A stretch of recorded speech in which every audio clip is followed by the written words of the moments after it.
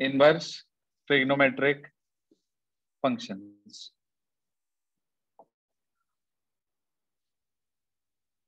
क्या कहता है इनवर्स ट्रिग्नोमेट्रिक फंक्शन? सुनिए ध्यान से। देखो इसके अंदर जो सबसे पहली वैल्यू हमारे पास आती है, वो सबसे पहला जो मेथड, सबसे पहला जो तरीका हमारे पास आता है, क्वेश्चन की कैटेगरी आती है, उसमें ये कहा गया कि आपको प्रिंसिपल वैल्यूज निकालनी है कुछ दिए हुए इनवर्स ट्रिग्नोमेट्रिक फंक्शंस के लिए। तो वो क्या तरीका है, कैसे करते हैं? 1 मिनट के लिए रेंज फिर से रिकॉल करा रहा हूं एक बार। साइन इनवर्स की जो रेंज है हमारे पास, वो -π/2 से +π/2 तक होती है। मतलब साइन इनवर्स से मिला हुआ एंगल कभी भी π/2 से ज्यादा नहीं होगा और -π/2 से कम नहीं होगा। ऐसे ही जो टेन इनवर्स की रेंज है, वो -π/2 से +π/2 होती है, मगर ओपन ब्रैकेट पे। बाउंड्री वैल्यूज को इसलिए छोड़ दिया जाता है क्योंकि इस पर टेन नेगेटिव होता है।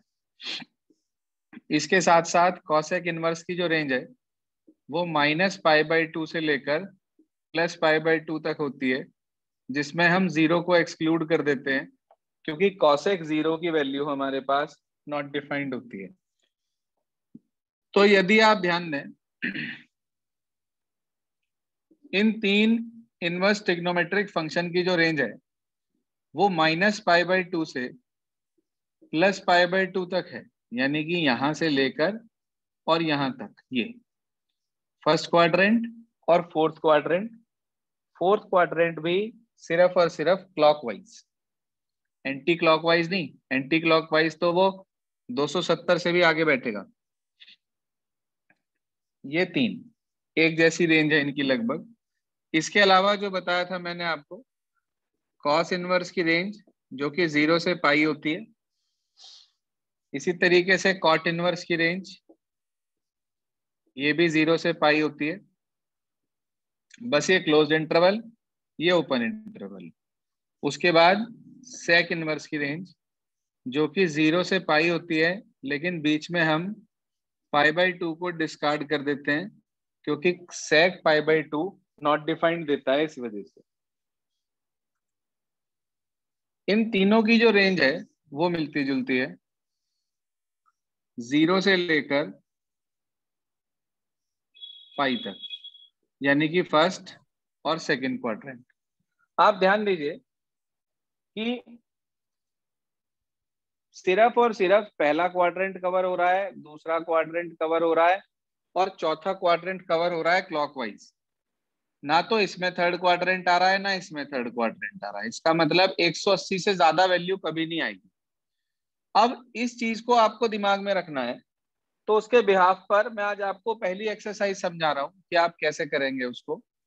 ध्यान दीजिए, जिसके लिए सबसे पहले हम लेकर चलेंगे एग्जाम्पल नंबर 1। कोई भी एक स्टूडेंट पढ़े, क्या कहता है example number 1? Find the principal value of sin inverse 1/√2. हाँ जी, प्रिंसिपल वैल्यू निकालनी है साइन इनवर्स 1/√2 की। क्या तरीका है, क्या सिस्टम है, वो समझेंगे ध्यान से। सबसे पहले आप इसे y के इक्वल मान लेंगे। y is equals to sine inverse 1/√2। y is equals to sine inverse 1/√2। अब क्या करेंगे इसके बाद? आप इस साइन इनवर्स को इधर ले आएंगे, तो ये बन गया साइन y इक्वल्स टू 1/√2। यहां तक कोई परेशानी किसी को?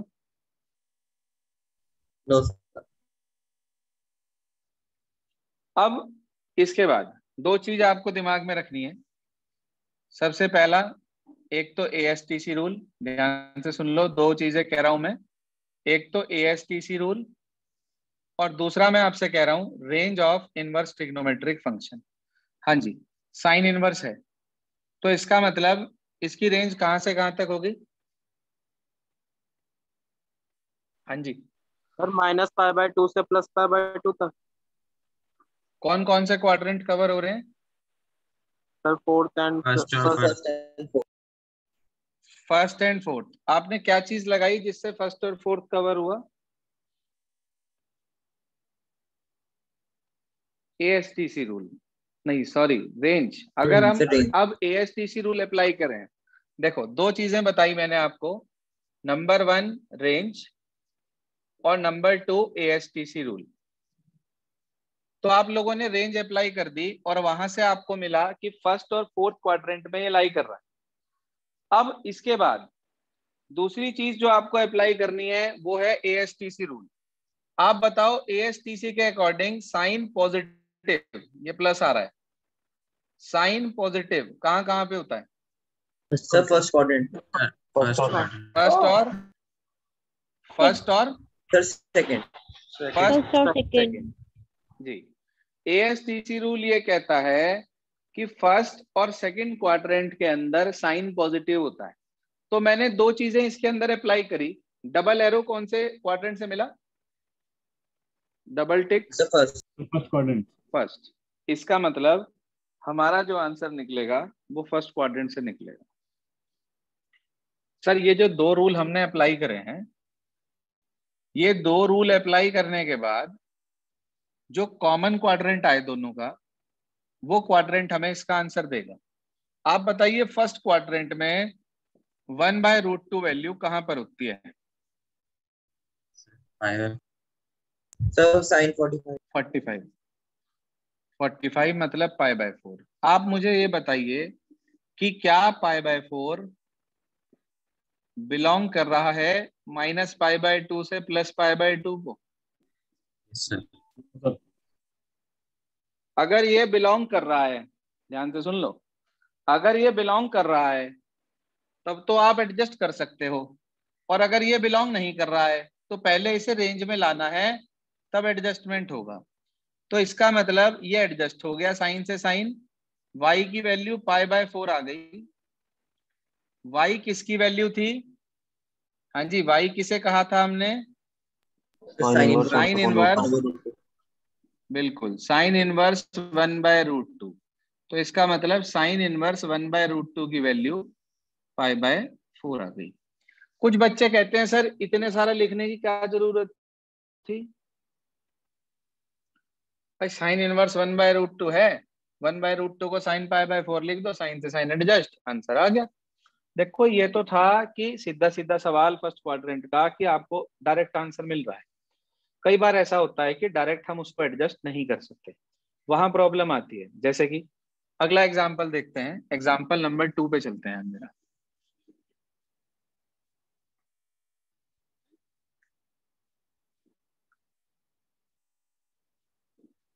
पढ़िए सर, क्या कहता है example number 2? Find the principal value of cot inverse -1/√3. cot inverse -1/√3 ये लिखा है।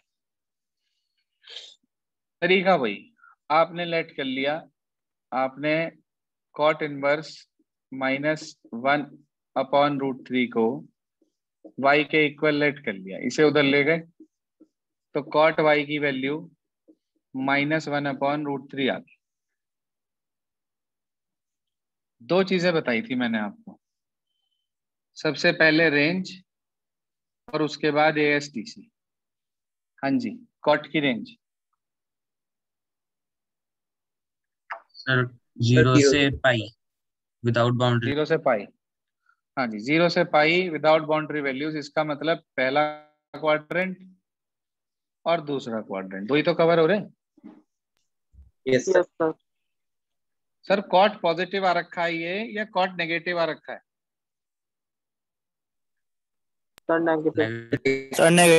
नेगेटिव। तो आप बता सकते हो ऐसा कौन सा क्वाड्रेंट है जिसमें कॉट सेकंड क्वाड्रेंट होता है एएसटीसी के अकॉर्डिंग? सेकंड क्वाड्रेंट, सेकंड और फोर्थ। ठीक है जी, सेकंड और फोर्थ होता है। ऐसा कौन सा क्वाड्रेंट है जो दोनों रूल्स लगाने के बाद, मतलब रेंज और एएसटीसी लगाने के बाद दोनों में कॉमन आया? ऐसा कौन सा क्वाड्रेंट है हमारे पास? Second quadrant. इसका मतलब हमारा आंसर सेकेंड क्वाड्रेंट से निकलेगा। भाई मुझे नहीं पता -1/√2 सेकेंड क्वाड्रेंट में किसकी वैल्यू होती है, मैं तो सिर्फ 1/√3 जानता हूं कि फर्स्ट क्वाड्रेंट में 1/√3 किसकी वैल्यू होती है। बताइए आप किस एंगल पर 1/√3 आता है कॉट में। अच्छा 10 में कहाँ पे आता है 10 में कहाँ आता है 1/√3? सर 30 पर 10 में 30 पर आता है π/6 पर। ठीक है जी, तो 10 में अगर 30 पे आता है तो कॉट में कहाँ आएगा जब 10 और कॉट एक दूसरे के कॉम्प्लीमेंट्री होते हैं? 5/3 30 पे 30 पे 60 सर 60 पे आएगा जी। 10 ट्रिग्नोमेट्रिक टेबल याद कर लो, π/3 कॉट π/3। अब कुछ बच्चे इस स्टेप तक पहुंचने के बाद एक बहुत बड़ी बेवकूफी करते हैं। वो बेवकूफी क्या है उसे समझ लें। वो क्या सोचते हैं कि माइनस कॉट थीटा, ये तो फार्मूला है, इसे हम कॉट माइनस थीटा लिख देंगे और कॉट से कॉट एडजस्ट कर देते हैं और y की वैल्यू -π/3 निकाल देते हैं। अरे भाई -π/3 तो यहाँ होगा, क्या यहाँ से आंसर निकलना था? हाँ जी, आंसर कहाँ से निकलना था? Second sir quadrant. आपने सेकंड अभी तो पता लगाया था आपने, बिल्कुल सेकंड क्वाड्रेंट से। देखो सेकंड क्वाड्रेंट में एंट्री लेने के दो तरीके हैं। सेकंड क्वाड्रेंट में एंट्री लेने के दो तरीके हैं, या तो 90 में प्लस कर दो या 180 में से माइनस। दोबारा सुन लो, या तो 90 प्लस थीटा या 180 माइनस थीटा। 90 पे फंक्शन चेंज हो जाता है, इसलिए हम 90 का और 270 का कम से कम यूज करेंगे, तो इसका मतलब हम 180 का यूज करेंगे। तो क्या मैं इसको लिख सकता हूं कॉट 180 माइनस थीटा। अब कुछ बच्चे कहते हैं सर ये वाला माइनस कहाँ गया? अरे भाई आप लोगों ने पढ़ा हुआ है कि कॉट 180 माइनस थीटा, हाँ जी, इक्वल होता है माइनस कॉट थीटा के। Second quadrant cot negative, pi पे फंक्शन नो चेंज, तो cot 180 minus theta minus cot theta होता है। तो हमने यही फार्मूला उल्टा लगा दिया कि हमने माइनस कॉट थीटा को कॉट 180 माइनस थीटा लिख दिया। अगर आप इसको सही क्वाड्रेंट में ले गए, भाई सेकंड क्वाड्रेंट में जाने के लिए पाई माइनस थीटा है, तो ध्यान रखना ये जो बाहर माइनस है ना, ये अपने आप एडजस्ट हो जाता है, इसे आपको एडजस्ट करने की जरूरत नहीं पड़ती। ये आपको शॉर्टकट तरीका बता रहा हूं कि अगर आप सही क्वाड्रेंट में एंट्री ले गए तो ये जो माइनस है वो ऑटोमेटिकली एडजस्ट हो जाता है, इसके लिए आपको सोच विचार करने की जरूरत नहीं है। तो cot y is equal to cot 3π minus pi 2π/3 आ गया। 2π/3 कितने होता है एंगल? 120। 120 कौन से क्वाड्रेंट में होता है? सेकंड में। तो 2π/3 बिलोंग कर रहा है, इसका मतलब 0 से पाई को, कॉट से कॉट एडजस्ट हो गया, तो y की वैल्यू आपको 2π/3 मिल गई। y वैल्यू है किसकी? Cot inverse -1/√3। -1/√3, तो ये आ गया 2π/3। चेक करिए जी, बिल्कुल समझ में नहीं आया क्या? आ गया सर। चलो एक और क्वेश्चन ट्राई करते हैं, देखते हैं उसका क्या आंसर निकलता है। Excuse me sir. हाँ शिवांश। सर जो आपने कल पढ़ाया था थोड़ा उस पे बेस्ड है क्या? हाँ कल बेसिकली रेंज बताई थी कि कहाँ से कहाँ तक लाई करता है, बाकी तो काम ये तो क्लास 11th का है। भाई हमने क्या करा, इसे वाई माना, कॉट की वैल्यू निकाली, यहाँ पे रेंज और एएसटीसी, रेंज मैंने आज भी बताई शुरुआत में, तो रेंज और एएसटीसी दो लगाकर क्वाड्रेंट निकाल लिया। अब इसे क्वाड्रेंट में भेजना है, ये तो क्लास 11th का काम है। भाई सेकंड क्वाड्रेंट में दो तरीके से जा सकते हैं, आपको मैंने फार्मूले पढ़ाए थे क्वाड्रेंट सिस्टम कि सेकंड क्वाड्रेंट में या तो 90 प्लस करके जाओगे या 180 माइनस। अब 90 पे शिवांश फंक्शन चेंज हो जाता है, तो इसलिए हमने 180 माइनस थीटा लिख दिया इसे। उसके बाद तो सिर्फ ये एडजस्टमेंट हुआ। एक बार जो कल की ओके क्लास सर। आपकी छुट्टी थी उसे कर लेना, उसके बाद आगे का करना तो ज्यादा सही रहेगा मेरे हिसाब से। हाँ वैभव। सर मैं पूछ रहा था, जैसे 2 पाई अपॉन 3 है, ये हमें कैसे पता चलेगा कि इसी में लाई कर रहा है? शाबाश जियो। 2 पाई बाय 3, पाई बाय 3 होता है 60। 60 इंटू 2, 120 डिग्री। 120 डिग्री 90 से बड़ा होता है, 180 से छोटा। इसका मतलब 120 डिग्री सेकंड क्वाड्रेंट में लाई करेगा। ओके सर, अब आगे समझ में। ठीक है। ये उन्हीं बच्चों को दिक्कत आती है जो 11th में ट्रिग्नोमेट्री नहीं पढ़ते हैं। इसीलिए मैंने एक ट्रिग्नोमेट्री का बेसिक पहले आप लोगों को पढ़ाया था कि परेशानी थोड़ी कम आए। चलिए मैं आपके सामने लिख रहा हूं tan इनवर्स -1। tan इनवर्स -1 ये भी सिखा देता हूं एक बार, क्योंकि फोर्थ क्वाड्रेंट का है, इसमें दिक्कत आएगी नहीं तो आपको। पहले हमने इसे y के इक्वल मान लिया, इसे इधर ले आए तो tan y कितना हो गया? हाँ जी, tan y की वैल्यू कितनी हो गई? -1। -1। सर दो चीजें अप्लाई करनी है, नंबर 1 रेंज और नंबर 2 ASTC। जिस बच्चे के पास रेंज ना लिखी हो वो किताब से देख ले। फिलहाल एग्जाम्पल 1 के बिल्कुल बराबर वाले पेज पर लेफ्ट हैंड साइड पे लिखी हुई है डोमेन और रेंज दोनों। हाँ जी, tan इनवर्स है। tan इनवर्स की रेंज कहाँ -π/2 से से कहाँ तक? π/2 एक्सेप्ट 0। -π/2 से π/2 तक जाती है, यहां तक, यानी कि चौथा और पहला क्वाड्रेंट कवर करते हुए। बस। Yes sir. हाँ मित्तल साहब, ठीक है। Shivansh. Yes sir. Yes sir. अब दूसरी चीज इसके अंदर ASTC। ASTC के हिसाब से 10 नेगेटिव आ रहा बेटे, 10 नेगेटिव। 10 पॉजिटिव दो क्वाड्रेंट में होता है, पहले में और तीसरे में। तो नेगेटिव किस किस में होता है? सर सेकंड सेकंड और और फोर्थ। शाबाश, second and fourth. Common quadrant कौन सा बेटा? Fourth quadrant. फोर्थ क्वाड्रेंट, बिल्कुल ठीक। भाई मुझे नहीं पता फोर्थ में ये किसकी वैल्यू होती है, मुझे तो सिर्फ इतना पता कि 1 वैल्यू 45 डिग्री पे आती है 10 में। मैं इसके अलावा और कुछ भी नहीं जानता हूं। अब आगे की प्रोसेसिंग क्या होगी, ध्यान से समझो। हमें जाना है फोर्थ क्वाड्रेंट में। अगर आप फोर्थ क्वाड्रेंट में 3π/2 प्लस या 2π माइनस से जाते हैं तो एंगल 180 से ज्यादा हो जाएगा, यानी कि आप एंटी क्लॉकवाइज घूम के चले गए। जबकि आपको एंटी क्लॉकवाइज नहीं जाना था, आपको क्लॉकवाइज जाना था। आपको बताई थी बात कि आपको फोर्थ क्वाड्रेंट जो पकड़ना है वो एंटी क्लॉकवाइज घूम के नहीं पकड़ना है। तीसरे क्वाड्रेंट से भी कोई वैल्यू नहीं निकलती तो चौथे के अंदर तो मतलब ही नहीं है पहुंचने का। तो चौथे क्वाड्रेंट में यदि हमें जाना है तो वो एंटी क्लॉकवाइज नहीं जाना है, सिर्फ और सिर्फ क्लॉकवाइज जाना है। क्या मतलब? यानी कि हमें इस क्वाड्रेंट में इधर से जाना है।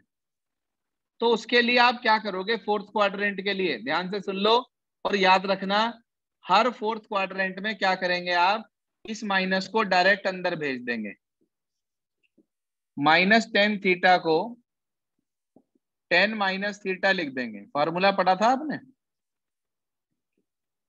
10 minus theta equals to -10 theta वाला। Yes sir. हाँ जी, वो फॉर्मूला अप्लाई करा। अब मुझे इतनी छोटी सी बात सोच समझ के बता दो, क्या ये -π/4 बिलोंग कर रहा -π/2 से +π/2 को? भाई -π/4 तो यहाँ बैठेगा और -π/2 यहाँ है और +π/2 यहाँ है। तो क्या -π/2 से +π/2 को बिलोंग कर रहा है ये? Yes sir. कर रहा है। अगर ये बिलोंग कर रहा है तो आप इसे एडजस्ट कर देंगे और लिख देंगे y की वैल्यू आ गई -π/4। इसका मतलब tan इनवर्स -1 की वैल्यू π/4 आ गई। अब भी कुछ समझ में नहीं, -π/4 सॉरी। अब भी कुछ समझ में नहीं आया क्या? सर अब क्लियर है। देखो, मैं आपसे ये कहूंगा कि ये जो मैं आज आपको एक्सरसाइज पढ़ा रहा हूँ ना, इसे आप एक बार पूरी सॉल्व करके देखिएगा। फिर कल मैं आपको इसका शॉर्टकट तरीका भी सिखाऊंगा एक, लेकिन वो पहले नहीं सिखाऊंगा, क्योंकि अगर मैंने आज आपको शॉर्टकट सिखा दिया तो कल आप घर पे सारे क्वेश्चन शॉर्टकट से करके ले आएंगे और कह देंगे जी ये तो ओके, ये तो डन, ये तो हो गया हमारे से। नहीं, आपको हर क्वेश्चन को इसी प्रोसेस से करना है जैसे मैंने आपको सिखाया, क्योंकि मुझे आपको दो चीज की, तीन चीज की प्रैक्टिस करानी है। नंबर 1 रेंज और एएसटीसी की, और नंबर 2 क्वाड्रेंट सिस्टम की।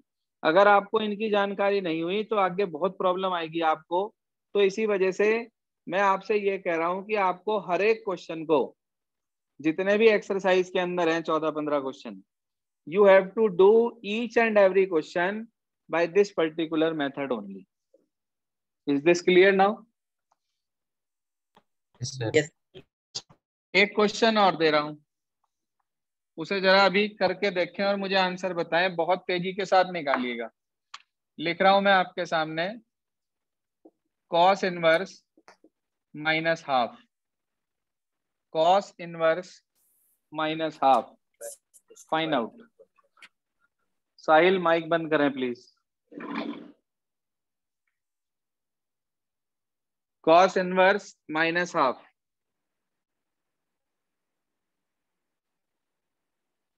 तेजी से ट्राई करिए, देखते हैं क्या।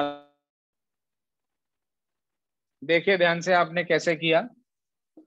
वही आपने इसे y के इक्वल मान लिया cos इनवर्स माइनस हाफ को, तो आपके पास cos y की वैल्यू माइनस हाफ आ गई।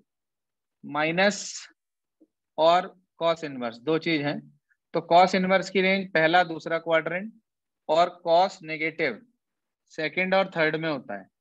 तो कॉमन क्वाड्रेंट आया सेकंड, मुझे सेकंड में ले जाना है इसे। तो cos y equals to minus के cos 1/2 वैल्यू हमारे पास जो होती है cos के अंदर, वो π/3 पर होती है। सेकंड क्वाड्रेंट में जाना है, अभी बताया था सेकंड क्वाड्रेंट में जब भी जाना होगा तो आप पाई माइनस ये वाला एंगल लगा देंगे जो भी यहाँ है, पाई माइनस π/3। तो cos y equal to cos 3π minus pi 2π/3। आपको पता है कि 2π/3 बिलोंग कर रहा है 0 से पाई, जो कि रेंज है cos इनवर्स की। इसका मतलब y की वैल्यू 2π/3 आ गई, यानी कि हम ये कह सकते हैं कि cos inverse minus half is equals to 2π/3। ये चेक कर लें, जिसका गलत आ रहा था वो अपनी मिस्टेक देख ले एक बार कि कहाँ गलती करी है, और बाकी स्टूडेंट्स एक बार चेक कर लें कि आप लोगों ने सब ऐसे ही करा है।